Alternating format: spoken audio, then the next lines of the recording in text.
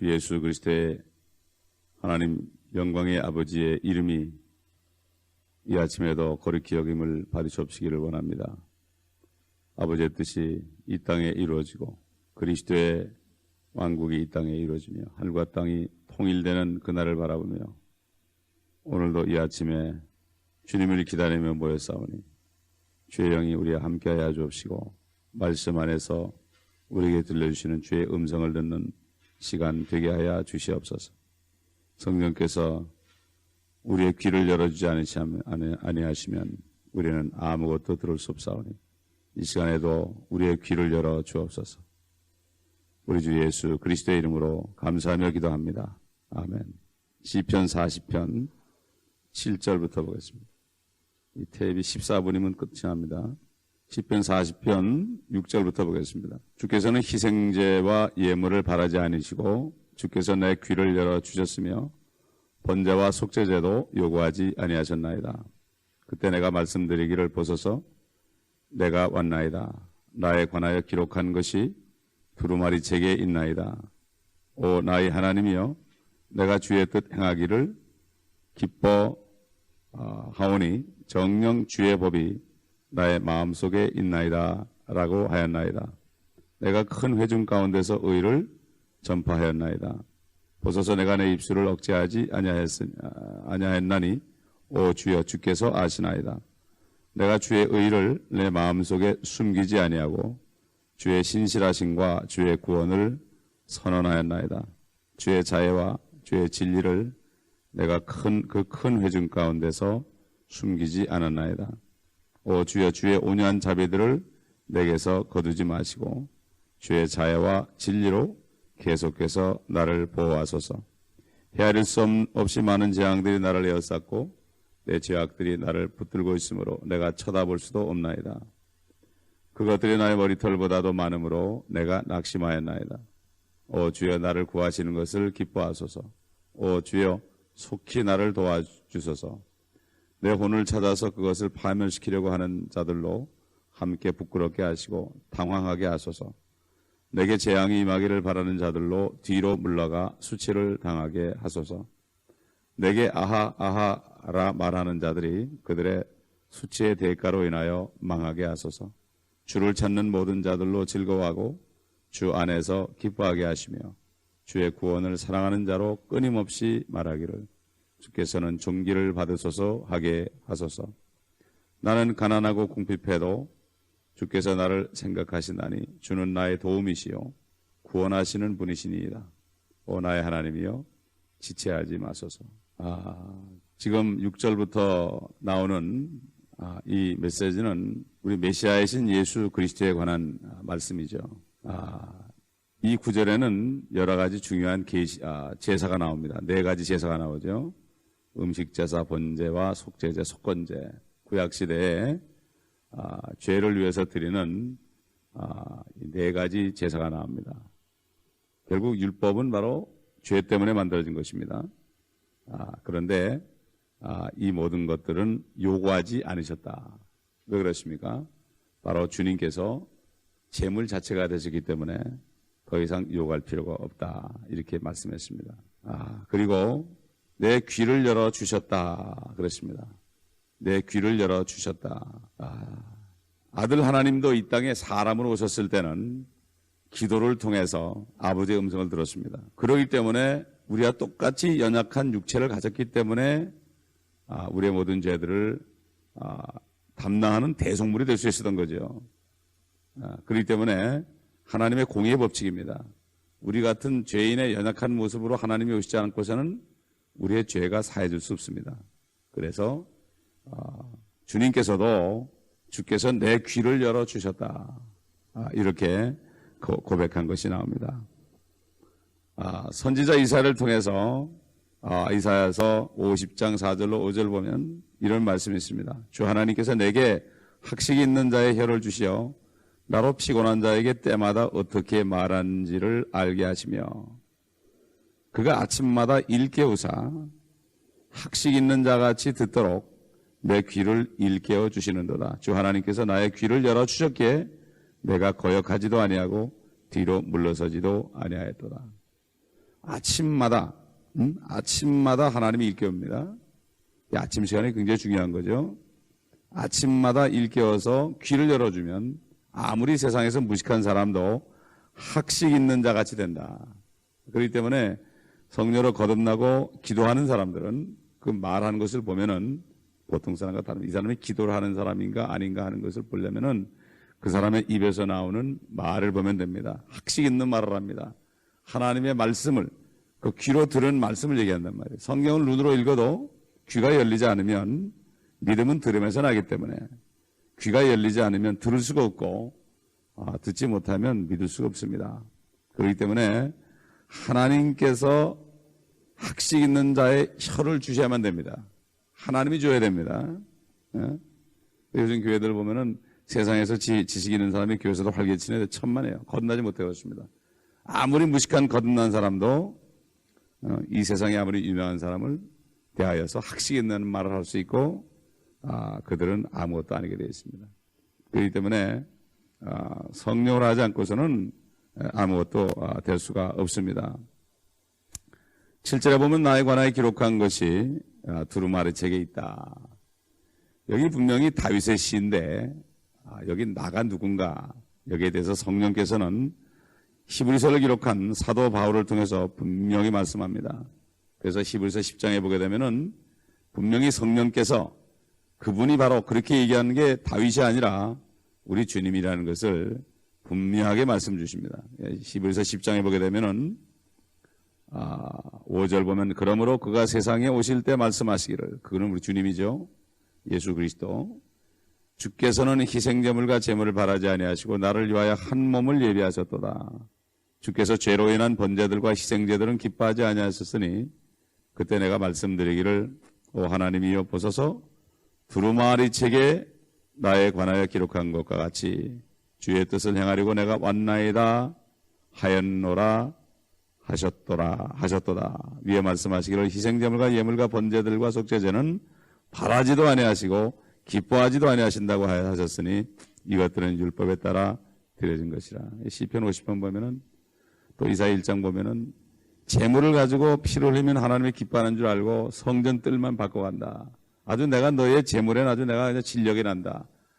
산천초목과 모든 양과 염소들이 다 내 건데 내 거 죽이면서 내가 기뻐하겠느냐. 뜻을 깨달아라. 죽이는 것은 진짜 몸이 오셔서 죽을 걸 미리 보여주는 건데 그걸 못 보고 그저 짐승 잡아 죽이면 내 거니까 내 거 갖다 하나님께 드리면 하나님이 기뻐할 줄 알았는데 하나님이 오직 하면 다 내 거다. 내 건 너희가 죽이면서 내가 기뻐하겠느냐. 이렇게 했죠. 요즘 보면 그렇지 않아요? 죄 또 짓고 죄 또 짓고 그러면서 회개하면 기뻐한다고 그러는데 그것은 모르는 거죠. 그렇기 때문에 참 사도 요한이 하나님의 자녀들은 죄를 짓지 않는다 그랬습니다. 고의적으로 짓지 않습니다. 또 짓고 또 회개하고 이게 아니죠. 요즘에 그러기 때문에 세상 사람들이 너희같이 믿으려면 내가 안 믿겠다. 내가 예수님을 영접한다고 또 죄를 질 건데 내가 뭐 하려고 믿느냐. 이 진리를 모르기 때문에 다른 사람까지도 결국 실족을 시키는 것입니다. 그럼 여기 나온 두루마리 책이 뭘까요? 두루마리 책이 뭘까? 아무리 찾아봐도 모세 율법에는 없습니다. 오경은 없고 시편 119편을 보게 되면은 지금 이 시편 40편에 들어있는 말씀들, 특별히 10절부터 말씀들이 거기 다 들어있습니다. 시편 119편을 보면은 주의 말씀을 내 마음에 간직하였다 이런 말이 있어요. 11절에 또 내가 주의 법을 지키리니 하는 말이 34절에 있고 44절에는 내가 주의 그러므로 내가 주의 법을 지키리이다 이런 말씀이 있고 47절에는 주의 계명들을 즐거워하리이다. 69절에는 내가 전심으로 주의 법규들을 지키리이다. 74절에는 주를 두려워하는 자들이 나를 보고 기뻐하리니 111절에는 그것들이 내 마음의 기쁨이 됨이니이다. 또 112절에는 내가 내 마음을 기울였나이다. 125절에는 나는 주의 종이다. 168절에는 나의 모든 길이 주 앞에 있음이니이다. 이렇게 고백했죠. 이건 다윗의 시가 아닙니다. 두루마리라는 것은 그때는 성경을 책으로 만들려고 두루마리를 만들었기 때문에 어떤 두루마리인가 어떤 성경인가 이것이 바로 시편 119편의 말씀인 것이 여기에 암시되고 있고 바로 이렇게 시편을 기록한 저자는 그리스도처럼 하나님의 종이죠. 또 마음의 법을 지녔다고 그랬죠. 또 누군가 자기를 볼 수 있는 곳에 항상 나가서 말씀을 전한다.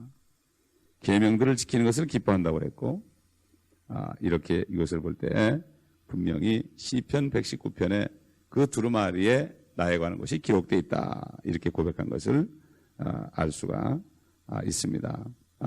그리고 이렇게 9절과 10절 이렇게 보게 되면은 9절에 보면은 참 의가 나옵니다. 하나님의 의가 나오죠. 하나님의 의 9절 보면 하나님의 의가 나오고 또 10절에 보게 되면은 그분의 신실하심이 나옵니다. 10절에 보면 그분의 신실하심 또 그분의 구원이 나옵니다. 그리고 그 주님의 자유와 진리가 나옵니다. 결국 이것이야말로 우리 주님처럼 말씀을 증거하는 종들은 이러한 참 중요한 사항들을 항상 전해야 되죠. 그래서 사도 바울은 내가 하나님의 모든 계획을 다 너에게 전해줬다. 그러므로 나는 피로부터 깨끗하다. 하나님의 계획, 천년왕국까지 이르러서 다 가르쳐줘야 되는 거예요. 이게 바로 피로부터 깨끗한 거예요. 말씀을 가르치는 사람들은 하나님의 말씀을 하나도 빠짐없이 다 가르쳐야 됩니다. 자기 좋아하는 것만 가르치면 안 됩니다. 피에 대해서 깨끗하기 위해서는 맡겨준 양떼들에서 내가 깨끗하기 위해서는 하나님이 주신 모든 계획을 다 말해야 됩니다. 사도 바울은 그렇기 때문에 내가 모든 피로부터 깨끗하다. 피로 사신 교회를 참 나에게 치게 했다. 이렇게 말씀하신 것을 우리가 볼 수가 있습니다. 주님께서는 서기관들에게 그랬죠. 마태복음 5장 20절에 서기관들과 바리새인들의 의보다 뛰어나지 못하면 너희가 결단코 천국에 들어가지 못하리라. 무서운 말씀입니다. 바리새인과 서기관들 율법을 열심히 지키던 사람이죠. 그런데 그 의 가지고는 안 된다. 나를 믿어야 된다.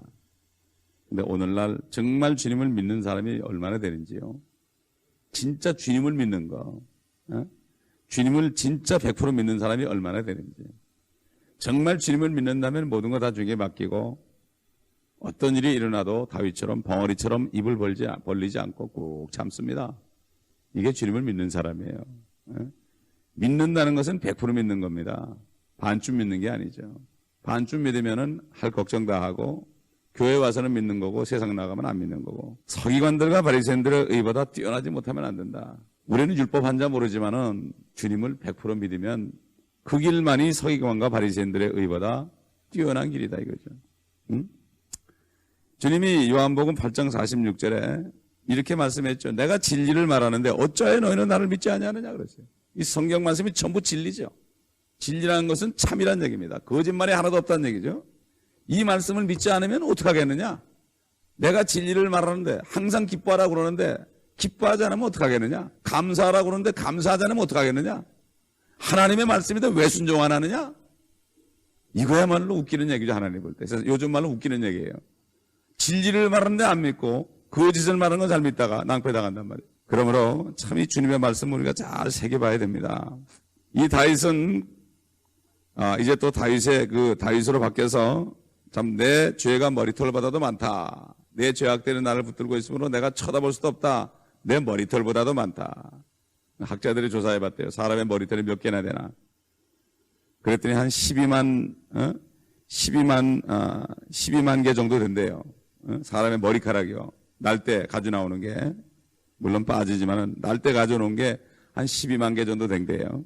그러니 이 내 죄가 머리털보다 많다는 게 옳은 얘기 아니에요. 이렇게 죄에 대해서 민감한 거. 그러나 우리가 10번만 죄를 짓는지 모르겠습니다만 40년만 10번만 하루 져도 12만 번이 넘는다 이거죠. 이 다윗은 죄에 대해서 민감했습니다. 그래서 13절에 나를 구하신 것을 기뻐하소서 나를 속히 도와주소서. 제가 구원받을 때도 참 40이 거의 다 돼갈 때 정말 내 뒤를 돌아보니까 너무 죄가 많아서 나는 구원받을 게 없는 죄인이라는 걸 주님 앞에 고백을 했을 때 주님이 저를 구원해 주셨습니다. 그러므로 참 14절 보게 되면은 내 혼을 찾아서 그것을 파멸시키려고 하는 자들로 함께 부끄러워하게 하시고 당황하게 하소서. 내게 재앙이 임하기를 바라는 자들로 뒤로 물러가 수치를 당하게 하소서. 사도행전 4장 26절 보게 되면은 유대인들이 하나님 아버지와 그의 그리스도를 대적하여 모였다고 그랬습니다. 땅의 왕들이 일어서고 또 치리자들과 함께 모여 주와 그의 그리스도를 대적하였도다 라고 하였나이다. 그러나 그들은 다 수치를 당할 것이라고 성경을 말씀하죠. 이미 이 본문에 말씀하고 있죠. 주와 그리스도를 사랑하는 자는 16절에 기쁨이 있을 것입니다. 또 하나님을 찬양하는 능력이 있을 것입니다. 결국 17절로 가보면은 또 가난하고 궁핍해도 결국 이스라엘 민족들이 마지막에 환난 때에 적그리스도 지하에서 궁핍함을 겪을 것을 또 말씀합니다. 이 다윗의 기도는 항상 자신의 기도로 시작했다가 주님의 기도가 나오고 그 다음에는 이스라엘 민족에 대한 간구가 나옵니다. 이게 바로 뭡니까? 우리도 기도를 하면 내가 기도를 시작했는데 성령께서 내 입술을 사로잡아서 주님의 하실 기도를 하게 하고 그 다음에는 하나님이 사랑하시는 자들을 위해서 교회 성도들을 위해서 중보하게 하십니다. 이게 바로 기도하는 사람들이 똑같이 체험하는 것입니다. 이 시편을 보게 되면은 첫 번은 내 기도로 시작해서 주님의 기도가 됐다가 그 다음에 중보로 이어집니다. 중보하게 되면 끝이 없습니다. 어떤 사람은 세상 끝까지 가서 지구를 끌어안고 기도한답니다. 그렇기 때문에 여기에서 우리는 정말 다윗이 하나님의 사람인 것을 알 수가 있고 오늘날도 성령의 사람들의 삶의 기도가 여기 나와 있는 것입니다. 기도하겠습니다. 아버지 하나님, 선지자들을 통해 하신 말씀, 또 우리 주님이 말씀하신 것, 또 성령께서 또 확증해 주셔서 성경